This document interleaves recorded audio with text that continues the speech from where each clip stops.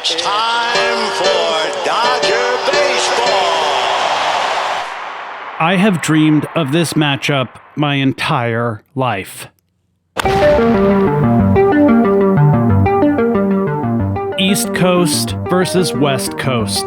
Biggie versus Tupac. The Los Angeles Dodgers are playing the New York Yankees in the World Series. You have the two teams with the best records, two teams with the biggest fan bases, and the two teams with the biggest stars. If your cousin or your aunt or your uncle or your friends that don't watch baseball say, hey, tune in. This is going to be a fun one. Hey there, Dodger Blue Dream. So it's 6:20 in the morning, Christmas morning. Anybody else have trouble sleeping last night? The first day of the World Series 2024, Dodgers Yankees. So darn excited for this thing. Welcome to Dodger Blue Dream, a documentary about the baseball season made in real time as the season unfolds. An incredible 2024 Dodgers baseball season, which is now hurtling towards a guaranteed, thrilling conclusion with this must-watch, must-listen, must-experience series.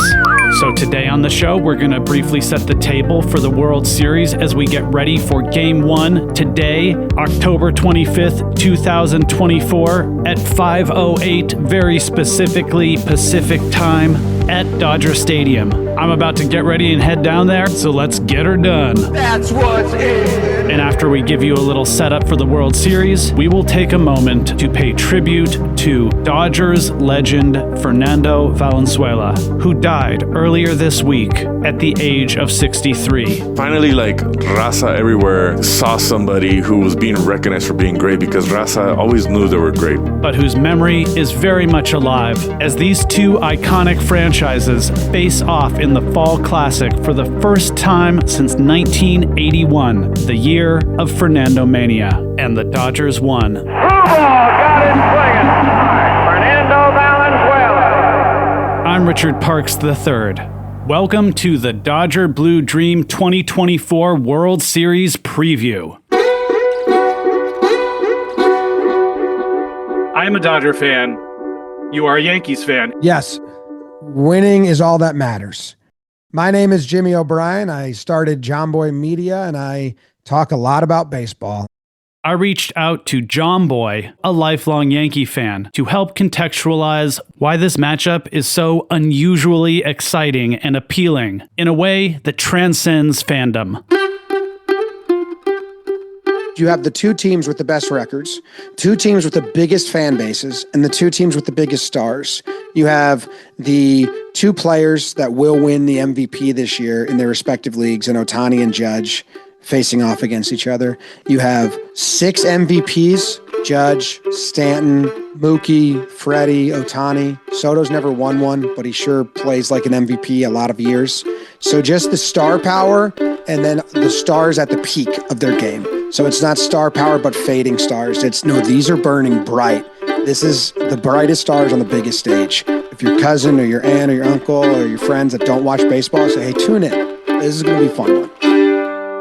You might think the Dodgers-Yankees World Series happen all the time. Well, in fact, this matchup has never happened in my lifetime. They have met 12 times, and that is more than any other two teams have met in the World Series. But the lion's share of those matchups happened in the 40s and 50s, and there have been unforgettable moments in these series. Jackie Robinson, runner at third base, takes his lead. And the Robinson's going to try to steal home. He is safe at home plate. Jackie Robinson stealing home in Game 1 of the 55 World Series. He's safe, says the ump. He's out, says Yogi Berra. And brother, he's Yogi. Don Larson pitched a perfect game for the Yankees in Game 5 of the 56 series with Vin Scully on the call. Got him.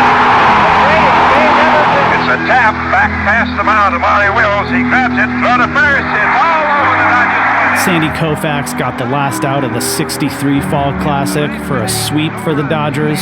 And in 77 and 78, Mr. October, Reggie Jackson, was wreaking havoc. Ball drive right field. It is goodbye. As the Bronx Bombers bested Dem Bums in both matchups in the 70s before the Dodgers took it in 6 in 81. The Los Angeles Dodgers have just about done the impossible Lasorda throws his hat away, runs out with his hands and arms held high in the air. This is a rivalry, and it's a rivalry that exists because of the World Series. It wasn't until very recently that National League teams and American League teams played during the regular season.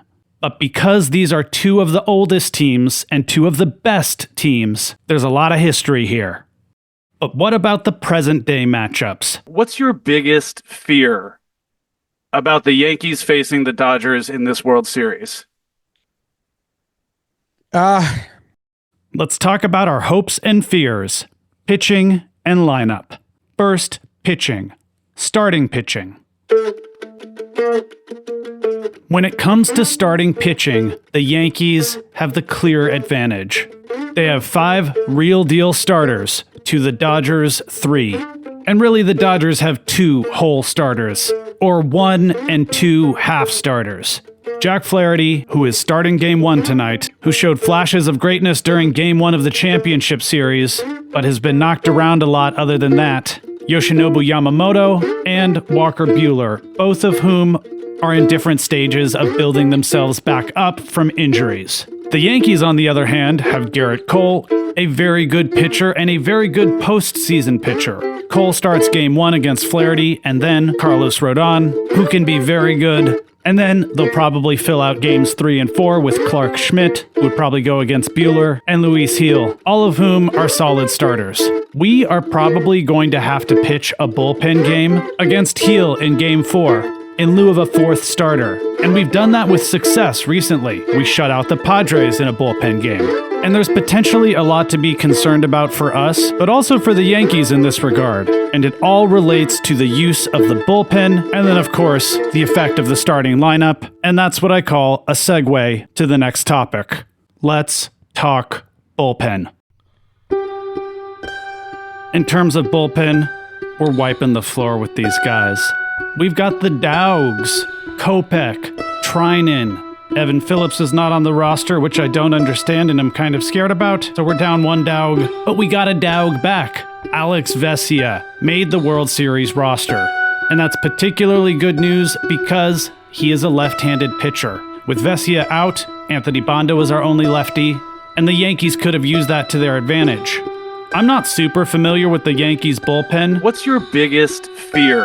But when Jimmy O'Brien started opening up about his fears, the first thing that he talked about was the Yankees bullpen. The first high-end bullpen that gets beat is going to be pretty brutal. Be close enough that the Yankees have to use their top bullpen and then the Dodgers get to them. It's kind of all she wrote. Like if they just feel comfortable against Canely and Weaver.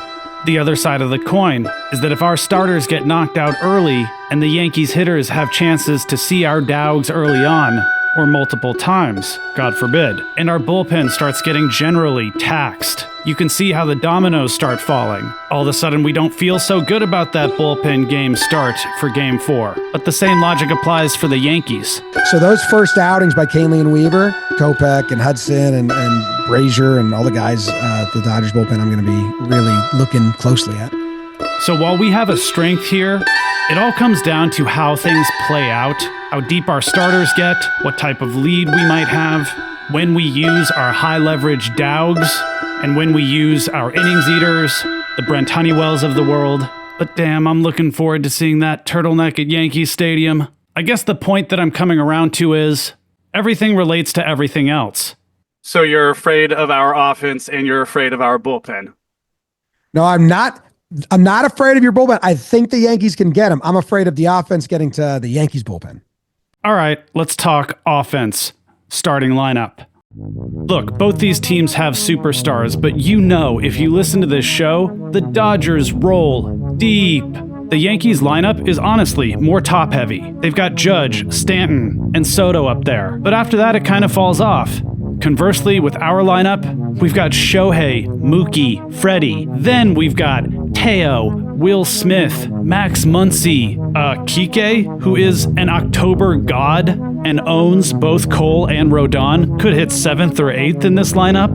And one of the keys to the Yankees' path to the World Series this postseason has been those big three guys coming through in big moments, getting to the opposing team's bullpen, even the incredible Cleveland Guardians bullpen. I didn't even mention Tommy Edman. He was our NLCS MVP, batting cleanup in the decisive game and hitting bombs in addition to the bunts he laid down earlier in the postseason. And that's a clear illustration of how deep this Dodgers offense really runs. So in a comparison of these two lineups, the Dodgers win flat out. And the Yankees pitching has not faced a lineup that has depth yet this postseason. With the Royals and the Guardians, they're top heavy and then pretty light. So they are able to really navigate and not pitch this guy, pitch that guy. Dodgers are super deep. I would argue deeper offensively than the Yankees. I kind of doubt that you would argue against that. Yeah. So there's a little bit of a preview. The history, the matchups for pitching, both starting pitching and bullpen, and the lineups. But of course, now we got to go play the games. We'll see what happens. Thanks, sir. Thank you. Have a good day. You as well. Thank you, Jomboy. Big fan. But now we are sworn enemies as rival podcasters whose favorite teams are facing off in the World Series.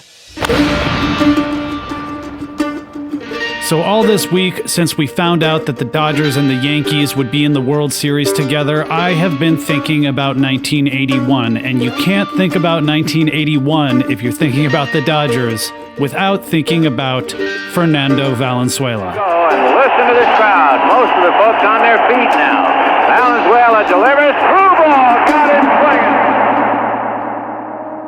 swinging. Fernando Valenzuela has died at the age of 63. We just got the news the other night. And it would be insane to have a show about the Dodgers and not take a moment to make some kind of tribute to this incredibly important Dodgers figure. Fernando is on a very short list of Dodger legends that us fans are on a first-name basis with. Tommy, Vin, Fernando. Fernando Valenzuela. In an age where this word is applied superfluously and almost flippantly to completely undeserving people, Fernando Valenzuela was and is an icon. And he's so integrated with the city and this baseball team. If you know, it's not something that needs to be discussed or defined. You just get it. But for those of you who may not know, we're going to try on this episode to describe and encapsulate who this person was and his impact on the city of Los Angeles. In addition to being a very remarkable baseball player, Fernando Valenzuela truly transcended the game. What does that mean? Well, just start with the experience of going to the ballpark in Los Angeles. When you go to Dodger Stadium, you walk in, there might be mariachis playing in the center field plaza. Every concession stand sells micheladas, the seasoned Mexican beer drink. They sell tacos. And you look around and the fan base is predominantly, in most cases, Latino and Mexican. And you might think, well, it's LA. Of course it is. But it's possible that that would not be the case if it weren't for Fernando Valenzuela. He was the first prominent and still the greatest Mexican pitcher in Major League history. He was a lefty, he threw a screwball, which is not super common, and in 1981, he arrived in Los Angeles and changed the culture of baseball here forever. Because before Fernando, there was actually a general aversion to the Dodgers in the Latino community, and that's a very complicated story. Basically, the site where Dodger Stadium was once a predominantly Latino neighborhood, and the arrival of the Dodgers in the late 50s from New York was accompanied by the displacement of all these families via eminent domain. The extent to which the Dodgers organization was responsible for what happened is the topic of some debate. In any case, it's thanks to Fernando and his celebrity and his massive cultural impact that Dodger Stadium looks and feels the way that it does today. I don't think people understand the cultural impact that Fernando Valenzuela had on the city of LA to Mexican Americans and to immigrants, to any brown folk, really. This is Memo Torres. Memo writes for LA Taco, a local grassroots online publication. He is always eating tacos all over Los Angeles. And I found out after years of following his eating adventures that this is because Memo is all over town doing work for his landscaping business. This will become pertinent to Memo's recollection. We're talking about an era where Latinos had been marginalized with different reasons, whether it be as farm workers, as laborers, whether it be through different propositions. Your stadium's own history. They literally kicked out Mexicans to take over the land so they could build Dodger Stadium. And I know growing up, it was hard to see any Latinos prominent on TV or anywhere else. I mean, I think the only other Latino was Ponch from Chips, the Highway Patrol cop show. So, even with that, we couldn't relate with him. But when you see Fernando Valenzuela, a guy that reminds me of like my uncles, and my dad and my uncles, they didn't like sports, but they watched the Dodgers. Actually, no, they didn't watch the Dodgers. They watched Fernando Valenzuela. And it was, every time they watched him, it was a source of pride. They'd be like, look, mijo, that's one of our own. He's over there, and he's beating the gringos at their own game, He was a pride. It was like, finally, like, raza everywhere, like, saw somebody who was being recognized for being great, because raza always knew they were great. My people, I grew up in a hardworking family, gardening, servicing the mansions of like Bel Air and Beverly Hills. Funny enough, my uncle, he was the gardener for the O'Malleys, one of the original owners of the Dodgers. And for Fernando Valenzuela to come along, he kind of like made us feel proud that he could be in that space and dominate.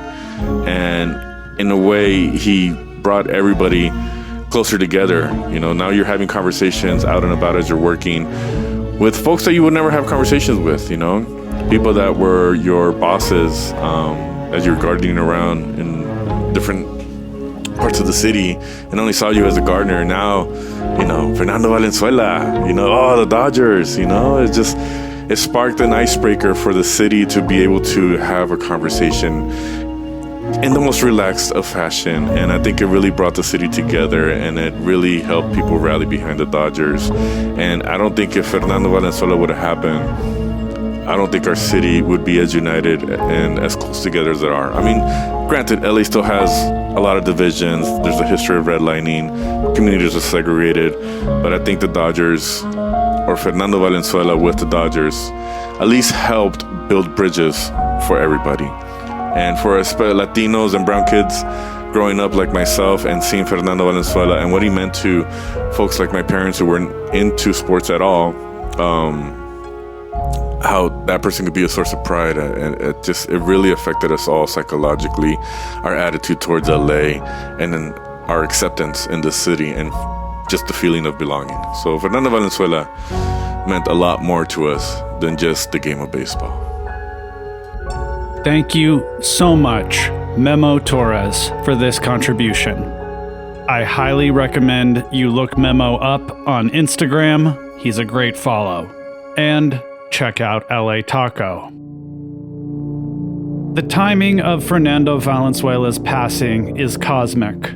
Not only are the Dodgers facing the Yankees in the World Series for the first time since 1981, the year this icon took the city by storm, but also, Game 6 of this World Series, should the series get there, will take place on what would have been Fernando Valenzuela's 64th birthday. And it just so happens that in '81, the Dodgers won the series in 6 games. We've been following this season since spring training, a documentary made in real time as the season unfolds, where you never know what's going to happen next. And what an ending that would be, with the Dodgers beating the Yankees in 6, just like they did in '81, on Fernando Valenzuela's heavenly birthday. I'm Richard Parks III, and that is my Dodger Blue Dream. Dodger Blue Dream is written and produced by me, Richard Parks. Music in this episode by William Ryan Fritsch, The Blasting Company, and by me. I made this episode with the help of Tyler Hill, Elizabeth Parks Kibbe, and Caitlin Esch. Special thanks to Memo Torres, and thanks to Brian Hidalgo, whose voice you heard at the beginning of the episode. I highly recommend you check out Jomboy, his video breakdowns, his podcasts, like Talkin' Baseball. The man has an obvious passion for the game that is infectious, and a knack for story that draws you in. If you like Dodger Blue Dream, please subscribe, listen to our back catalog, rate and review us on Apple Podcasts or however you can, and help me spread the word. I'm off to the World Series, Game 1. Thanks again for listening. Go Dodgers!